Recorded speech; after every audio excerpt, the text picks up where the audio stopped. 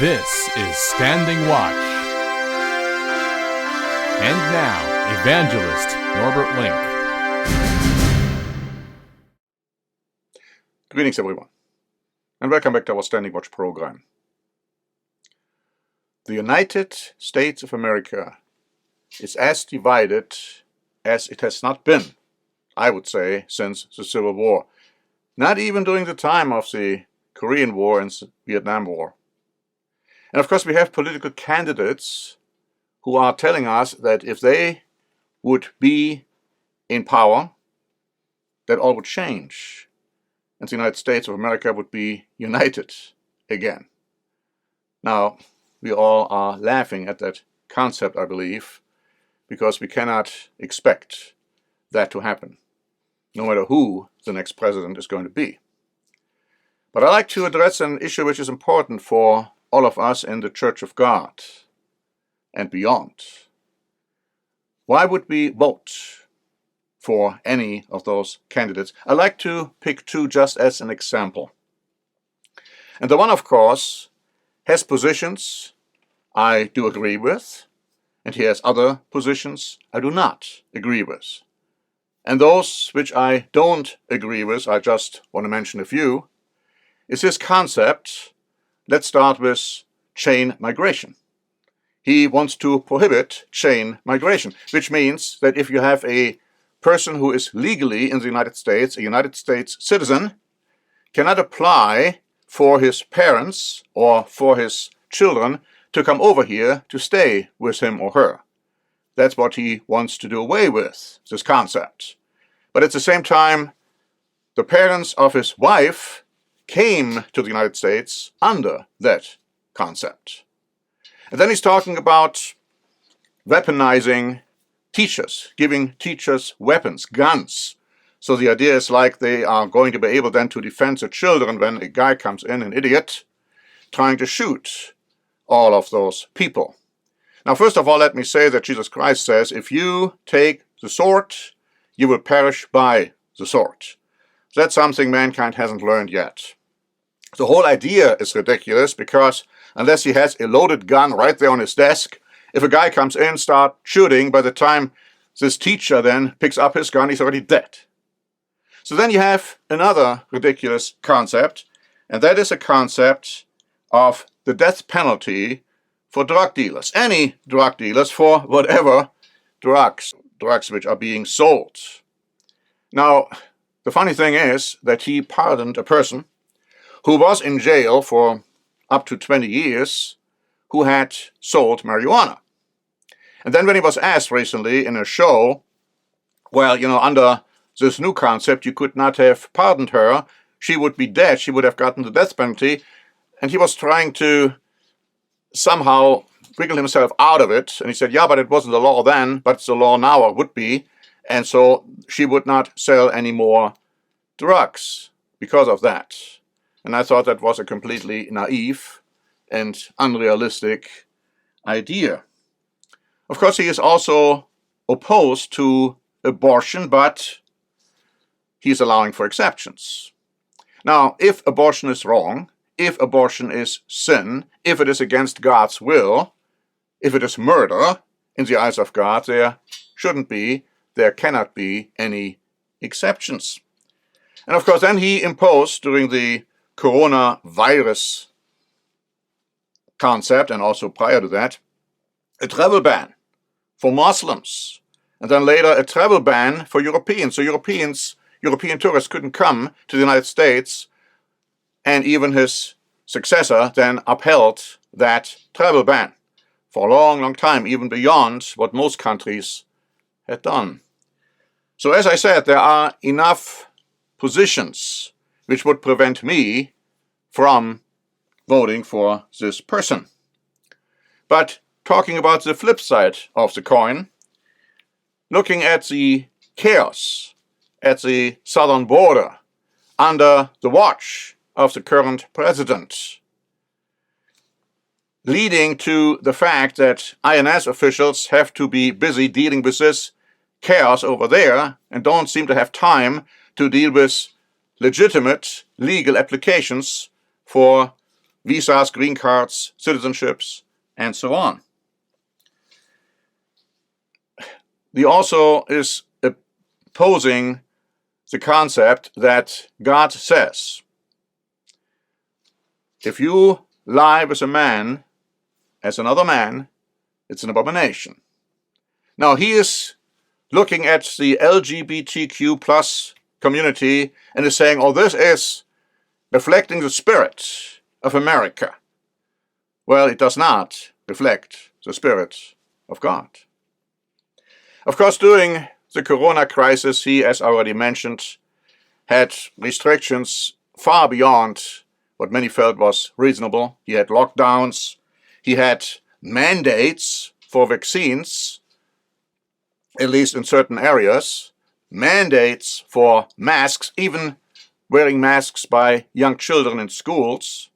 Now, the other person I talked about earlier also pushed for vaccines, untested vaccines, I might add.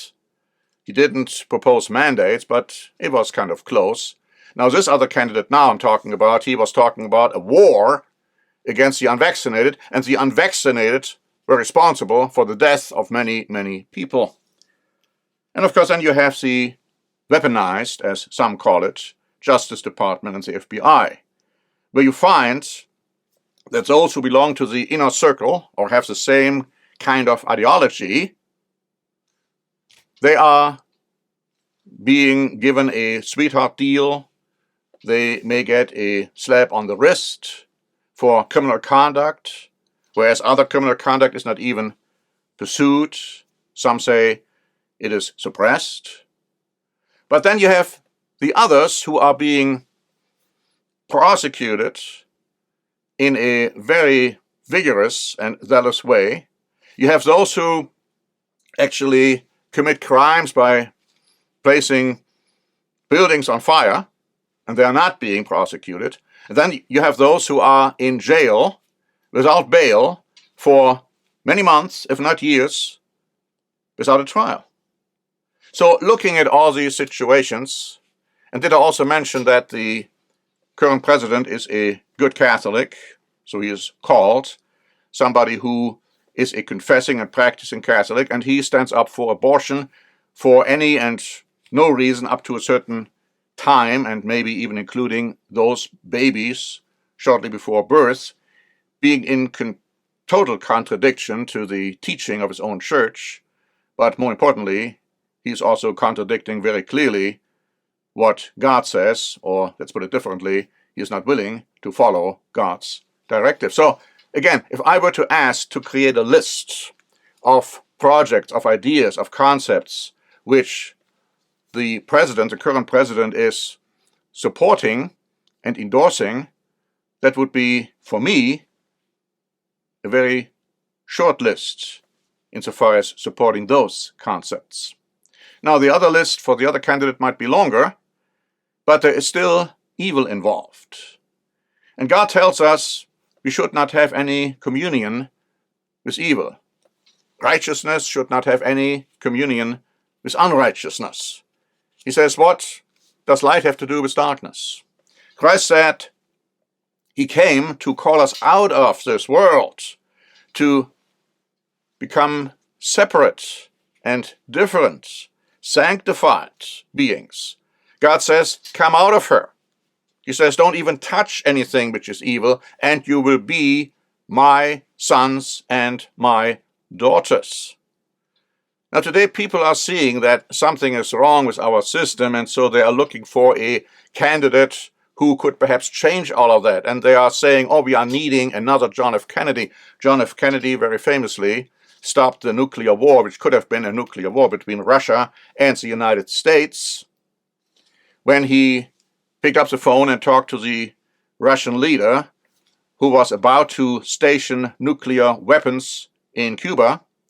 And so they apparently agreed that America would withdraw their nuclear weapons from Turkey, and then Russia would not install those nuclear weapons in Cuba. And that is apparently how that potential war was ended. But you see, that war might have been ended, or it might have been prevented from being fought, but wars were still ongoing after that, because you see, man is unable totally and completely unable to bring peace to this world.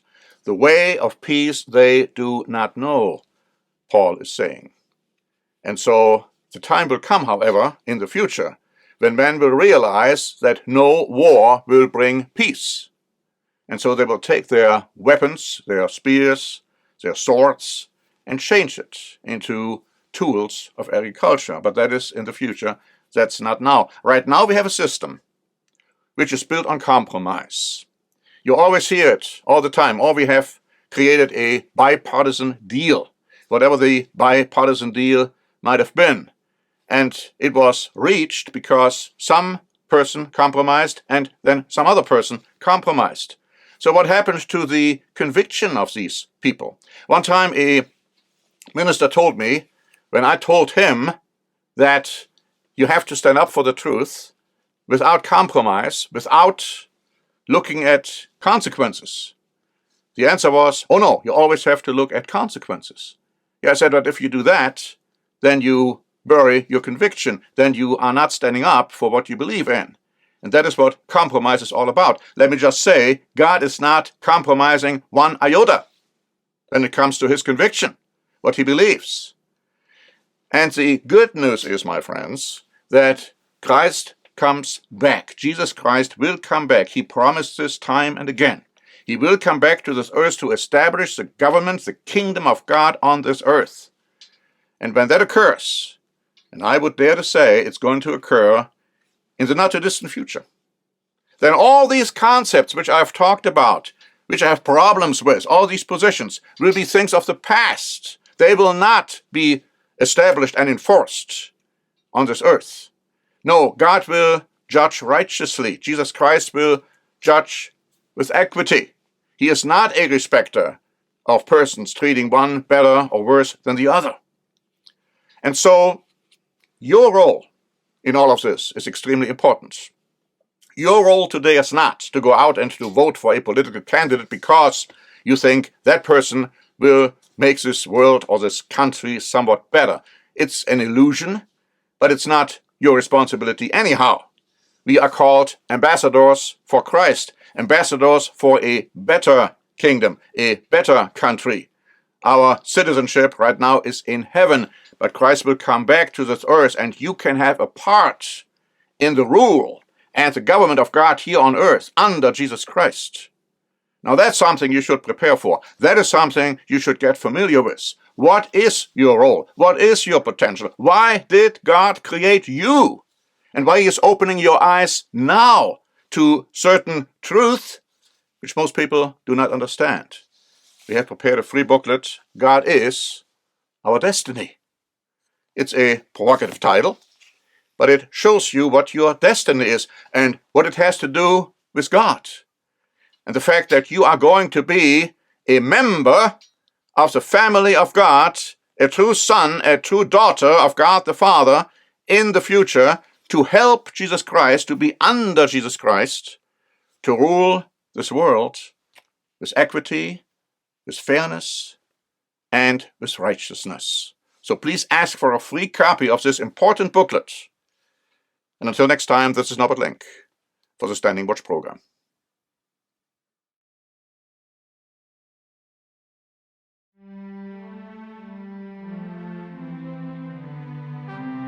Standing Watch is a presentation by The Church of the Eternal God, P.O. Box 270519, San Diego, California 92198. More information is also available at our website, eternalgod.org.